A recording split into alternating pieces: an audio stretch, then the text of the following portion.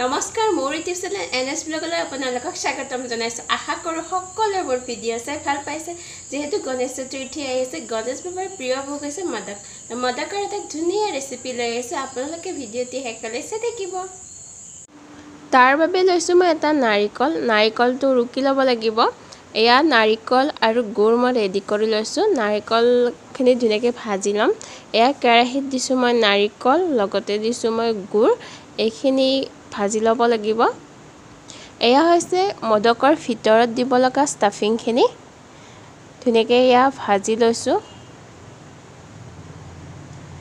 আজি মদকটো বনাম একেবাৰে সহজ পদ্ধতিত, মানে একেবাৰে চিম্পলভাৱে, ঘৰতে থকা একেটা সামগ্ৰী। এয়া নাৰিকল আৰু গুড়খিনি ধুনীয়াকৈ মিক্স হৈ গৈছে। মদক বনাবলৈ আমি সচৰাচৰ সাজ ব্যৱহাৰ কৰোঁ, কিন্তু আজি মই মদকটো একেবাৰে হাতৰ সহায়ত বনাম, খুব সহজ পদ্ধতিত। এয়া মই দিলোঁ ইলাচি গুড়ি আধা চামুচ। ধুনীয়াকৈ নাৰিকল আৰু গুড়খিনি ভজা গ'ল। এইখিনি এতিয়া ৰাখি দিম। এয়া হৈছে মদকৰ ভিতৰত দিব লগা ষ্টাফিংখিনি। এয়া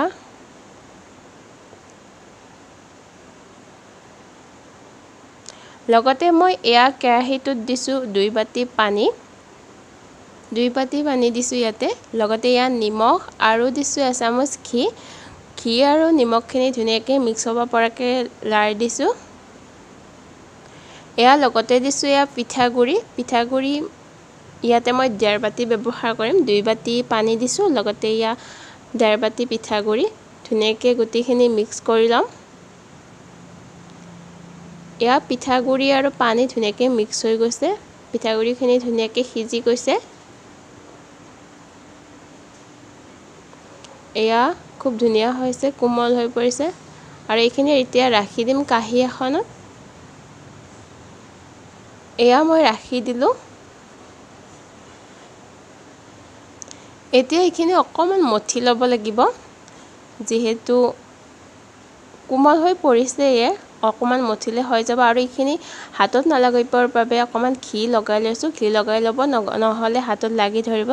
দেখিছে নহয়, খুব ধুনীয়া কোমল হৈছে। আৰু ইয়াৰে ভাপটো নাযাবৰ বাবে এখন কাপোৰেৰে মই এনেকৈ ঢাকি দিছোঁ। এয়া লগতে লৈছোঁ মই পিঠাগুড়িৰ দিব লগা মাজৰ ষ্টাফিংখিনি, মানে মদকৰ ভিতৰত দিব লগা ষ্টাফিংখিনি লৈ লৈছোঁ। এতিয়া ইয়াৰে এটা এটা লাডু কৰি বনাই ল'ম মই। এয়া অকণমান লৈ লৈছোঁ, অকণমান গোল কৰি দিছোঁ। একেবাৰে সহজ পদ্ধতিত বনাম, আপোনালোকে চাব হাতৰ সহায়ত কেনেকৈ এটা ধুনীয়া মদক বনাব পাৰি। এয়া ধুনীয়াকৈ বাতি আকৃতিত কৰি লৈছোঁ। ইয়াৰ ভিতৰত এইখিনি ভিতৰত ষ্টাফিংখিনি দিব লাগিব। এয়া ষ্টাফিংখিনি দি দিছোঁ, নাৰিকল আৰু গুড়ৰ এইখিনি ষ্টাফিং। আৰু ইয়াতে ড্ৰাই ফ্ৰুটছো দিব পাৰি, কিন্তু মই দিয়া নাই বাৰু। এতিয়া চাব, এটা আঙুলিৰ সহায়ত ষ্টাফিংখিনি এনেকৈ হেঁচিছোঁ, আৰু বাকী হাতখনৰ সহায়ত এনেকৈ উঠাই দিছোঁ ওপৰলৈকে। আৰু গোটেইখিনি ধুনীয়াকৈ ঢাকি দিম। চাব, খুব ধুনীয়া এটা আকৃতি লৈছে। এইখিনি ধুনীয়াকৈ মাৰি দিলোঁ। এয়া দেখিছে নহয়, খুব ধুনীয়া হৈছে। এতিয়া ইয়াৰে মই মোদক আকৃতি দিম। এয়া হাতৰ সহায়ত খুব ধুনীয়াকৈ এটা মোদক আকৃতি দিব পৰা যায়। দেখিছে নহয়, খুব ধুনীয়া হৈছে। দেখিবলৈ একেবাৰে ধুনীয়া হৈছে। আৰু এনেকৈও থ'ব পাৰি, কিন্তু মোদকৰ এটা ধুনীয়া ডিজাইন আছে। যিহেতু এয়া চুৰিৰ সহায়ত মই ডিজাইনটো দি দিম, চামুচৰ সহায়তো দিব পাৰি। চুৰিখনত এনেকৈ ডিজাইন দিয়াৰ আগত অকণমান ঘি সানি ল'ব লাগিব, নহ'লে লাগি ধৰিব পাৰে। এয়া ধুনীয়াকৈ এটা ডিজাইন দি দিছোঁ। খুব ধুনীয়া হয় দেখিবলৈ। আজি মই কোনো ধৰণৰ ষ্টিমাৰ বা কোনো ধৰণৰ সাজ ব্যৱহাৰ কৰা নাই, একেবাৰে চিম্পল পদ্ধতিত বনাইছোঁ। যিহেতু যেতিয়াই তেতিয়াই সাজটো নাথাকে, ষ্টিমাৰো নাথাকে চবৰে ঘৰত।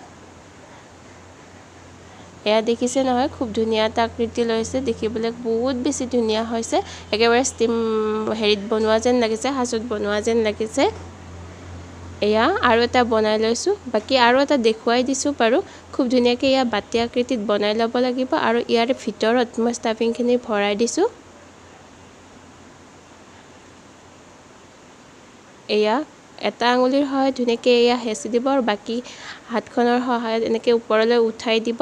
খুব ধুনীয়া হয় আৰু একেবাৰে সহজ কম সময়ৰ ভিতৰতে হয় কম সময়ৰ ভিতৰতে বনাব পৰা যায় যিহেতু গণেশ পূজা গতিকে এই ভোগটো বনালে মনত বহুত বেছি শান্তি লাভ কৰা যেন হয় আৰু গণেশ বাবাৰ একেবাৰে প্ৰিয় ভোগ হয়